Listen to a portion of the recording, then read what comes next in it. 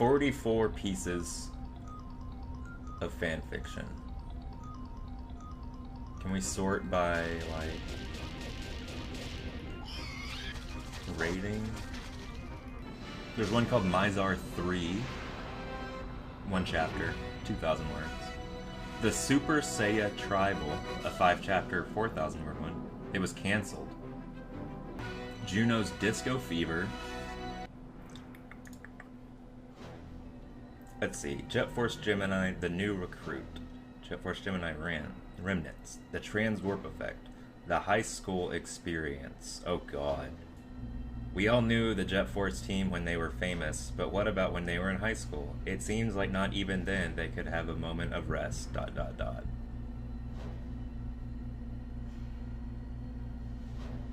Some of these, like, I am afraid to open. Like, one of them just shouts incest, like it says there is incest in this.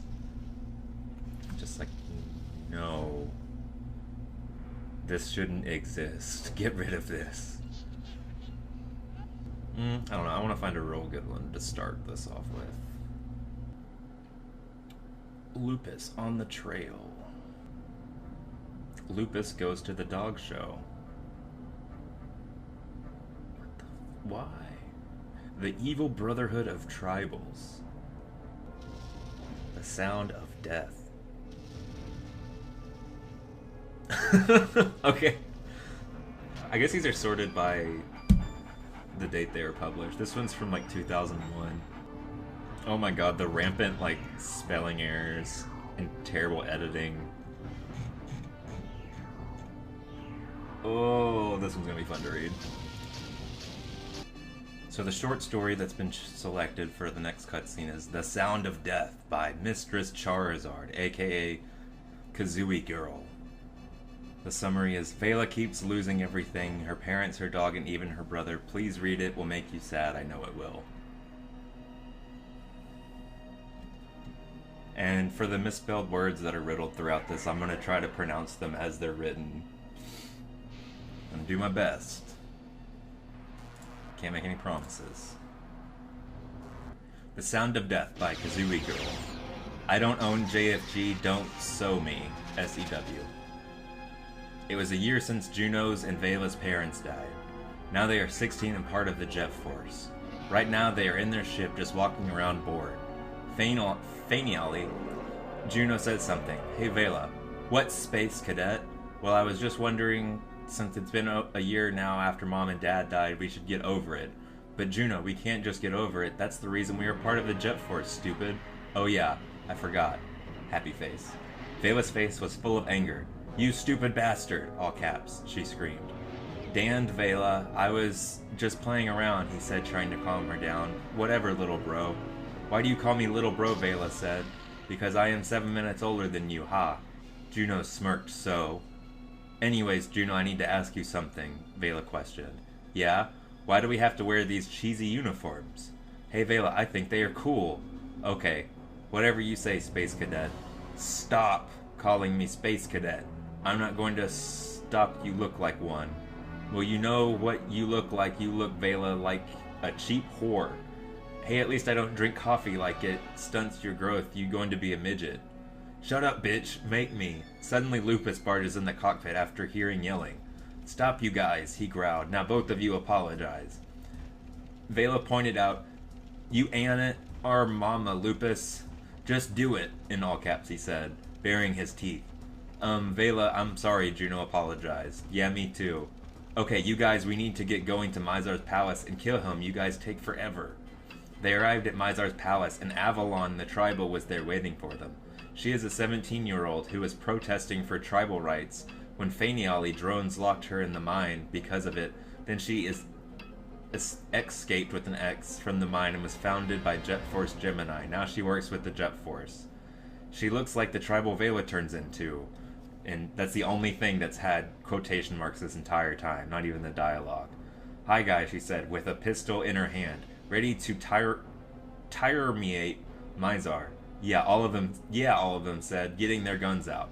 Avalon went one direction while Juno, Vela, and Lupus went the other. See you soon, Avalon yelled back. I smell ants, Lupus barked out, since dogs have better smell than humans. Let's go check it out. They found a huge army of drones ready to kill the jet force. Oh, hell no, Vela said. Angeli, Juno, let's bast these bastards. Lupus kept shooting, soon to find out he ran out of ammo. Damn, he squeaked, as he jumped on an ant and bit its neck.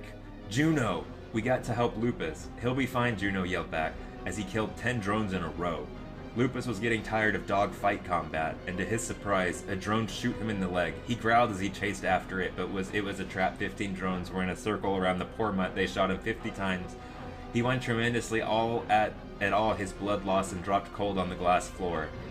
Still no period or comma or anything. You know that glass floor area in the beginning. His eyes wide open, he was dead. Juno and Vela killed the rest of the drones when Vela spotted the corpse of Lupus with a major dose puddle of blood. Lupus! She tired to run, but Juno held her back. Vela, it's okay, don't get too close, please, it will make your crying worse.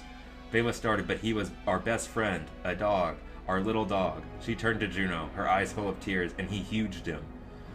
Avalon was shooting more drones than ever when she noticed a timed mine. She ducked as it exploded, and she ran only to find a big purple stag beetle. She killed it, but she was so tired she fainted. She's only a tribal. Juno and Vela said sadly, why did we lose everything? I don't know, but life is hard. I should have believed what Mom had said. Vela stopped crying and walked away, leaving the decaying Lupus on the palace grounds. They heard a boom noise. Juno! What was that? I don't know. Let's check it out. He grabbed her hand and ran into a large dimmed room. There was Mizar waiting for them. Mizar spoke. Look at the 16-year-old twins. How cute. I hope they know their end is near. Shut up, you oversized fucker, Vela yelled. Oh, and the one speaks so nicely, doesn't she? She's first. Leave my sister alone, Mizar, Juno protested. Ha, so you are that boy I hate so much, huh? That you are as scrawny as this. To be continued. Guys, if this is too sad, I can stop. It's pretty sad. So, Mizar left the room. He knew Juno would follow him. Vela, I am going after him. You stay here. But Vela tried to speak. He put his hand on her shoulders. I will be alright, V. Okay, she said. I hope I don't lose you too, Juno, she whispered as she watched him leave. Juno stopped where Mizar stopped and said, you sick, big, ugly, but was cut of by Mizar. I know why you can here, boy, because this is your death place, that's why. As Mizar let out millions of bullets, Juno's eyes widened as he tired to run, but there was no why. One of Mizar's bullets got him in the leg. Shit, he yelled as he held out his machine gun ready to fire, but Mizar's bullets got him in the chest. Ooh. Mizar's bullets got him in the chest, guys. He fell to the floor. Damn you, Mizar, he imagined to say as Mizar left the room. He heard laughing as he left. Vela was getting suspicious and had to see what was going on. She rushed, though, and to find Juno bleeding to death on the ground. Juno! She screamed at the top of her lungs. She ran and knelt beside him. Oh, Juno, don't die. I need you, little bro. Vela, I can't live. I am dying. But you can't die. She was crying so much she choked. Vela, don't worry. I will always be with you. You can destroy Mizar. I know you can. With the help of Avalon, you don't need me. Yes, I do, Juno. I need you. I love you, brother. Make Mom, Dad, and me, Lupus, proud. Don't worry, me and Lupus will watch you, and we don't want to see you sad. We want to see you happy. Please don't cry over me anymore, Vela. I love you, Vela.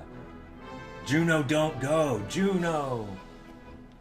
She saw his eyes close, and he was not breathing no longer. Juno, no, Juno! Don't leave me alone. She stared, crying on his dead body for some time. Avalon, not unconscious anymore, heard crying from far away. She followed the sound and entered a room. Vela, why are you crying, girl? And she saw Vela crying on Juno, and Juno was dead.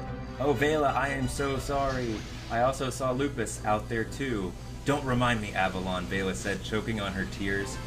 Juno said, with the help of you, we can destroy Mizar, and you know what I am going to do, what my brother said. Come on, Avalon. Vela got up and stared at her dead brother as she started to cry more. The tribal tried to calm her down, but it was hard to calm down humans. We're almost at the end. Avalon, I'm okay. You don't need to clam me down. She smiled, wiping her tears down.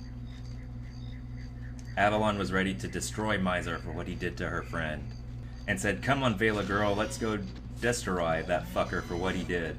"I'd be happy too, Avalon, let's go." They ran to where Mizar left off, and Vela ran back to her brother fast and said, "Be proud of me, Juno," as Avleon ran ahead of Vela. Both saw Mizar waiting for them, laughing harder than before. Avleon and Vela held their guns out, hoping they could destroy Mizar once and for all. The end. Please review. Happy face. What a sad story. I guess the next one I'll read is the story of Avalon, which summarizes the story about Avalon. She is a tribal I made up. The story is about her life, past, and future. It is pretty good and the best one yet. Please review. It was the mist of the day, and Avalon the tribal was resting on her soft bed. She gazed at the rising sun above her little family cottage, where her mother, father, herself, and her little sister Agatha lived. This family lived very far from planet Earth. This family of bear-like creatures... Oh yeah, it's written by the same person, so I'm assuming. This family of bear-like creatures lived in a planet called Goldwood, but they lived on the countryside because of Mizar's rule in the center of Goldwood, where this family used to live is now full of flames and Mizar's evil drones. Avalon wanted revenge on the drones. But what can a simple tribal do with so much trouble like drones? She hoped someone would come, anyone. Juno, Vela, and their mutt Lupus settled out to Goldwood, where they would help the tribals and defeat Mizar, but they were only 16. They all landed in different directions in the universe. Vela landed in Icor, Lupus landed in Goldwood, and Juno landed in Rithessa. Since Lupus landed in Goldwood, he was trying to find the ways of the tribals, but how could he? Himself a simple half-beagle and half-hound find the tribals?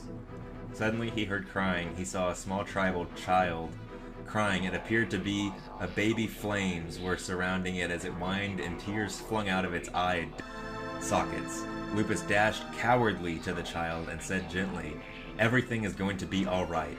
It looked up and said fiendishly, "What do you mean everything is going to be all right?" It disappeared, not leaving a mark. Lupus had a queer face as he thought it was his imagination. He continued his adventure more to the east, where the drones were located. Avalon was so dishonest about the whole tribal thing. Ever since Mizar came, all the tribals in low class must work in the mines. How horrible. And even the high and middle classes must work in evil spaceships of theirs and work as maids and cleaners. Sounds rough. "How awful!" Avalon screamed. "I must do something about this. It is so horrid to my people, my culture, my life."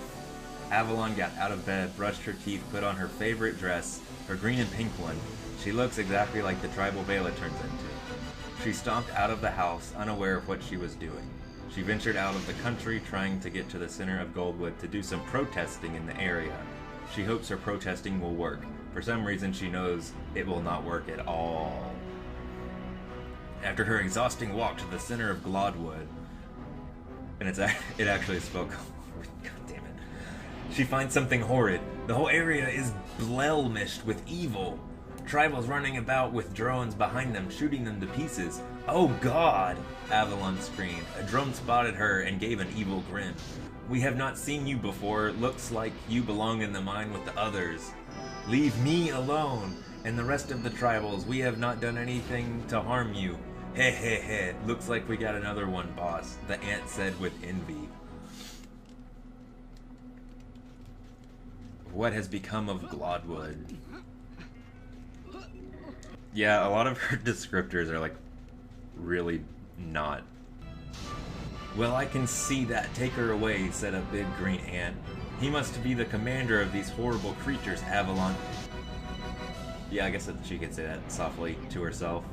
She knew what she must do to get the drone's attention. Like 2 full lines in all caps. "Hey, stop, leave everyone alone. Now you have no right to do this to us." Avalon complied. "Hey, she's right," said another tribal butting in. A drone shot the tribal. The tribal pleaded as he saw his guts fly everywhere and he dropped to the ground as the other tribals screamed. Stop this right now, please. Why are you doing this to us? Avalon cried. The leader of the army of the drones walked right in front of her and punched her hard. Avalon flew to the ground. She could not move, nor did she not want to. The drones continued murdering the rest of the tribals and arresting some of them. When they were finessed, one of the drones picked up Avalon. Let go of me, you creep, she scolded. It dropped her in the middle of the village, where some ants were, including the leader. Hey, she's right, gets shot.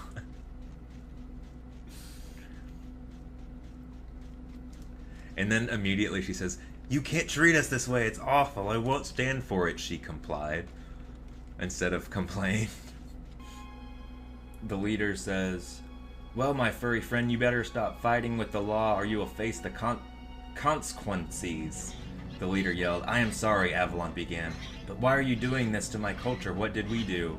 "I will tell you what you did. Every tribal must get their fucking asses off of Goldwood now. Because of Mizar's rule, he does not want to see your ugly faces." Avalon explained, This was our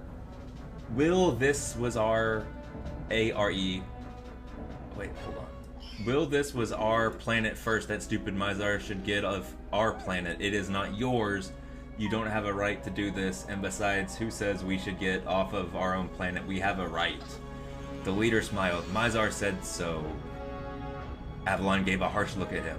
The leader yelled, "Get her out of here. Maybe she will enjoy working in the mine until she dies of old age or dies because of a painful death." He began to laugh as Avalon tried to struggle to get free of the drone's clutches. This is intense. It's not quite as tragic as the first one, but it's a really good one, I will say. Soon Avalon found herself in the Rithessa mine. "No, this can't be happening." The drone watched her not working and whipped her with the chain whip. She screamed but did not continue to work. The bug kept whipping her until she finally started deining the rocks.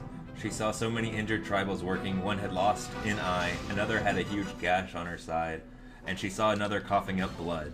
She said in her mind, "This is so cruel, how can anyone do this? I can't believe this is happening to the innocent tribals. Whoever Mizar is, I hope someone will destroy him." I'm trying my best to read the way that the punctuation works, because it's entire paragraphs without any punctuation. Juno landed in Rithessa. He wondered if anything would be in the mine, so he kept battling his way though to find if he could. Avalon was put back into her little cage after 24 hours of hard labor, and here it is. "I can't believe you have to work for a day every day," she thought, and grew tired and fell asleep.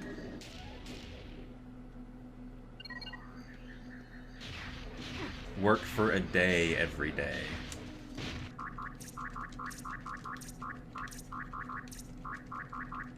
Avalon! Juno averred in the mine and saw the entire place empty, parentheses, so that just we know. It's empty because the drones went back to their quarters and were coming back tomorrow for more tribal work. "Hello?" Juno yelled as he walked slowly in the deserted mine. "Is anybody here?" he asked again. He walked to the back of the mine and saw a cage. To his supine, he saw a tribal. She was trying to go to sleep, but Juno's shadow was in the way, so she peeped up. She jerked as she saw him. She yelled, "Get away from me!" Juno replied, "Hey, it's okay. I am from the Jet Force. I won't hurt you." Avalon was so relived. She smiled and said, "Wow, cool. So, can you unlock my cage door, please?" "Sure." Juno unlocked the door and Avalon spading out and said, "Thanks, my name is Avalon Carthu. I am pleased to meet you." Happy face. To his supine. "Wow, cool. Can you let me out of my cage?" "My name is Juno Gemini. It's nice to meet you." Happy face. "So what brings you here?" Avalon complied. "I was protesting for tribals' rights, and they sent me in this mine for life. And the rest, well, it's a long story." No, that's it. That's the story. "That's okay. I don't really care about the rest. I can't wait to destroy Mizar. How can he do this to tribals?" "And Avalon, may I ask you a question?" "Of course." "How old are you?" "I am 17 years old. You must be why older than me if you are in the Jet Force, Juno. How old are you? 30? Juno replied, "Ooh, no way I'm 30. I am 16. "You are only 16? Why are you in the Jet Force?" I am in the Jet Force because my mother and father died from space pirates. They were Mizar's army, so no, I must avenge my parents. So that is why me, my dog, and my sister are part of the Jet Force. You have a sister and a dog? What are their names? Avalon asked with Letterman. My twin sister's name is Vela, and my dog's name is Lupus. Avalon giggled and said, You have a twin sister? My mother said that twins was stupid because one has one half of the brain and the other one has the other half. Juno stared at her with a crazy look as she kept laughing. Suddenly the rocks on the walls began to crumble. Oh dear, Avalon said preoccupied. Come, let's get out of here. Juno yelled as he grabbed Avalon's hand. As soon as in one of these fanfictions someone says, how old are you? I'm just immediately like, back up. No, we can't. I don't want this to go in the direction I think it's going. They rushed out of the mine, exhausted. Hey, you pretty cool for a human, Avalon explained. You're not bad yourself, Juno replied. The drones were so angry they knew Avalon escaped because of the way the mine looked. Also, they could smell her scent. The leader walked up to the footprints. Ah, so she was also with a human. I can smell a human, and I know who that human is, one of the Jet Force. Drone army, attack them now! The drone squirmed with rage as he watched his commanded drones set up to track down the scum. Avalon asked Juno politely, Juno, where are we going to go? I mean, come on, Rithessa is huge. I really want to go home to my planet Goldwood. I want to go back to my planet Earth. Anyways, to answer your question, I have no idea where the gel we will go. I just know Will should find a way out of this fucked up planet. You said it, boy, Avalon said cheerfully. Juno laughed. I can tell that this is like a person who just discovered cursing because they like want to insert it in ways that they think makes it sound like it should be there. Like, I'm gonna include fuck, but I'm not just gonna throw it out all willy-nilly. Where is Juno? Vela thought to herself when she walked on the disrupted Rithessa. Suddenly, a creature jumped at her. Ah, Vela screamed. She found it out. It was her trusty mutt Lupus. Oh, Lupus, you are here, but how? She frowned. Obviously not excited to see him. Lupus answered with a smile. I snick on your spaceship because Goldwood was full of danger, that is way. You little trickster, Vela said with amazement. Juno, Avalon asked, were you going? Juno answered, well, I have better leave ya on ya own, you know. I can't stay here any longer. Apparently you is now just YA after half the story. But why, Juno? Well, it is just that I can't stay here because I need to go back to Mizar's palace and defeat him. You are too young, Juno. You can't. Yeah, I can, Avalon. Don't worry, I can do it, Juno said as he handed Avalon a Jet Force pistol and said, by the way, you will be needing this. After he handed it to her, he ran to his ship and left for Mizar's palace. Avalon looked at him leave, but why does she have a pistol? Why did he give it to her? Avalon walked along the purple planet more than 7 hours. She was very tired, but there was nowhere to rest. Oh my god, she sighed. When am I ever going to get rest? Suddenly someone poked her, and to her fate, she turned around. It was a drone. It smiled with glee and scorn. You must be the tribal that had escaped. How glad I am to see you, heh. I'm an established fanfiction author. 7 people have reviewed my most recent publication on fanfiction.com. I'm not just some nobody, okay? People read my work. I'm important. And I don't just say fuck in my stories all willy-nilly. What do you mean, she said, supersede? The drone smiled again, and about 1 million drones came out everywhere. Terrified, Avalon ran. As fast as her little tribal legs could go, she tripped and fell. Och, she said. The drones surrounded her and pointed their guns at the warily tribal. Avalon finally remembered that the pistol Juno gave her. She took it out of her pink pocket. What the fuck? Poor word choice. I'm warning you, one move and you're a goner. All you fuckers. The drones laughed at her puny gun and were about to shot her. Oh no you don't, she screamed as she shot out 5 bullets. Green blood spattered everywhere. The 10 drones she shot with it made the insects angry. She shot 10 drones with 5 bullets. She shot all the insects except one. That was the leader. She pointed her gun at him. He just grinned as he came closer. She shot his arm at this moment. He yelled with pain and grabbed her by the scruff of the neck. She said as she felt herself lifting from the ground. The leader threw her hard on the soiled earth. She got up, but the leader started to punch her in the stomach. Ah, she screamed as she saw blood pour out of her mouth. God damn it. But somehow, someone shot the leader. It fell to the ground like a sack of carrots. Avalon looked up and saw King Jeff with his sniper rifle. You must be King Jeff, king of the tribals, she said with a relevant. Yes, child, I am. I saw you fight the drones. You were something, my dear, he said. What is your name? Avalon, she replied. Well, Avalon, I have an important job for you. I want you to assign in the jet force. Really? How wonderful, King Jeff. Thank you, thank you. You are welcome, Avalon. Come with me. Avalon saw nothing but white. After seeing this, she was in King Jeff's hut. Ooh, roofie. This is bad. Wow, she said in amazement to herself. Must be magic. Here's your uniform, Avalon. King Jeff started. Your ship awaits outside my hut for you to go to Mizar's palace with the others, 3 Juno, Vela, Lupus. She tried on her uniform and took off the old pink dress and green dress. She put on her boots and her skirt and the tight shirt. It was very pretty.